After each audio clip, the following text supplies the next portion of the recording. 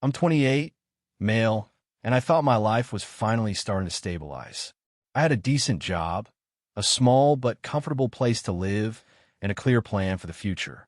But life has a funny way of knocking you down just when you think you've got things figured out. It all started when my father passed away unexpectedly. The house, our childhood home, was left to me and my sister. My father had been clear in his will. The house was to be mine. My sister, 3 years older than me, had married well. Her husband had money, a big house, and a life she constantly flaunted. She wasn't left out of the will. She got a generous sum of cash, but the house was mine. She didn't like that. At first, she acted like it was no big deal. "You don't even need a house this big," she'd say. "It just makes sense for us to live here instead." I shut that down immediately. "Dad left it to me," I told her, "and I intend to live here." That should have been the end of it.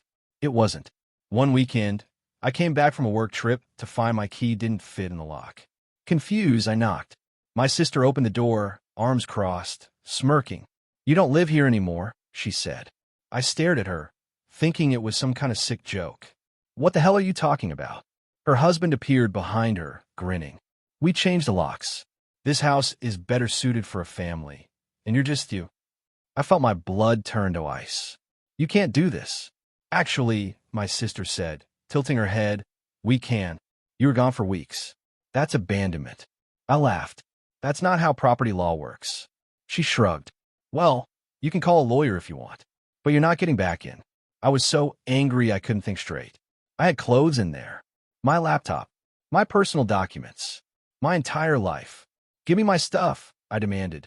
Her husband smirked. "We'll have it boxed up for you." I clenched my fists, taking a deep breath. "This is theft." "No," my sister said, feigning sympathy. "This is what's best for the family. You've always been a burden, and honestly, nobody wants you here." Her husband grinned. "She's right. You're just dead weight." I didn't waste another second arguing. I turned on my heel and walked away. But I wasn't defeated. I was just getting started. I drove straight to a lawyer. I wasn't playing their game. They thought they could bully me out of my own house. They were about to learn just how wrong they were. The lawyer, an older man with years of experience, listened carefully as I explained what happened. He didn't even look surprised. "This kind of thing happens more often than you'd think," he said. "But don't worry, they don't have a legal leg to stand on." He walked me through my options. The will was crystal clear. The house was mine. My sister and her husband had no claim to it. They hadn't paid a cent for it. And as for their ridiculous claim that I had abandoned it, that wasn't how property law worked. "We'll file an eviction notice first," my lawyer said. "They have no legal right to be there, so this should be straightforward. But if they resist, we'll escalate." I left his office feeling a sense of cold determination. My sister wanted to play dirty. I could play dirtier. The waiting game. The next morning, I went to the police station and filed a report for unlawful occupation and theft. My laptop, my clothes, my personal belongings, they had no right to keep any of it. The officer took my statement and said they'd send someone over to talk to them. It wasn't an immediate fix, but it was another step in the right direction. Meanwhile, my lawyer sent the eviction notice. Legally, they had 30 days to vacate. I knew my sister.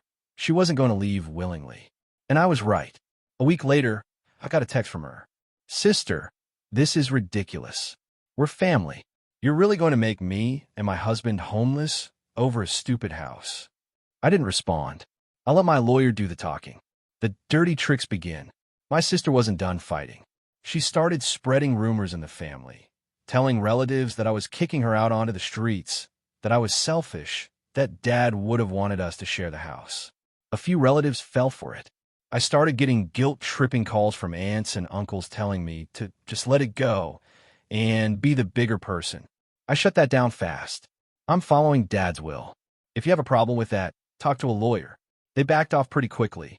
Then came the real dirty trick. I got home from work one evening to find an official-looking letter taped to the door of my temporary apartment. It was a lawsuit. My sister and her husband were suing me, claiming that my father had promised them the house verbally and that I had manipulated him into changing the will. I almost laughed. They were so desperate, they were willing to perjure themselves. I sent it straight to my lawyer. He assured me it was a scare tactic, one that wouldn't hold up in court. Unless they have actual evidence, this will be thrown out, he said. And if they lied on their statements? That's perjury, a criminal offense. I'll let the legal process play out. The eviction deadline was approaching, and I had a feeling they were going to make a last stand. I was right. Again, the final confrontation. 2 days before the eviction deadline, I got a call from my lawyer. They filed a counterclaim, saying you're illegally forcing them out of their primary residence. I clenched my teeth. They're pushing this all the way. They are, he said, but they just made a huge mistake. My sister and her husband hadn't just been living in my house. They still owned their big fancy home across town. The one they claimed was too expensive to keep up. The moment they filed that counterclaim, they committed fraud. They were lying to the court, claiming my house was their only residence while still owning another property. My lawyer wasted no time. He filed a response, citing public records that prove they still own their home. He also filed a motion for immediate eviction based on their fraudulent claim. The court date was set. I showed up, calm and composed. My sister, on the other hand, she looked nervous. Her husband wasn't even making eye contact with me. The judge didn't waste much time. The evidence was overwhelming. My lawyer laid everything out. The will, leaving the house to me. My sister and her husband's refusal to leave. Their false lawsuit. Their fraudulent counterclaim. Then, the judge turned to them. You knowingly filed false information to this court. That is a serious offense. My sister stammered, trying to spin some sob story, but the judge wasn't having it. Verdict? Immediate eviction. They had 7 days to leave. If they didn't, law enforcement would remove them. But the consequences didn't stop there. Since they had filed a fraudulent claim, they were also ordered to pay my legal fees. Thousands of dollars in lawyer costs. They were on the hook for all of it. To make things worse for them, their false lawsuit against me was dismissed with prejudice, meaning they couldn't refile. And if they did, they'd be facing perjury charges. The fallout. I wish I could say my sister learned her lesson. She didn't. She left the house in a complete mess. Holes in the walls, broken furniture, even poured bleach on the carpets. Pure spite. But joke's on her. I had home insurance, and since the damage was intentional vandalism, the insurance company went after her for reimbursement. She and her husband tried to go back to their old house. But guess what? In their arrogance, they had put on the market.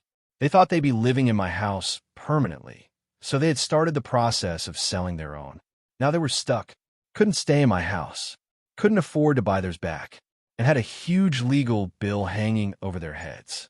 They ended up renting a much smaller place, and let's just say their perfect life started crumbling real fast. As for me, I moved back into my rightful home. I renovated, fixed the damage, and built a life there without parasites trying to take it from me. So yeah, if you ever find yourself dealing with entitled family members, stand your ground. The law is on your side, and if they push too hard, make sure they fall harder. And hey, if you like this, maybe subscribe. You never know when another entitled lunatic story will drop.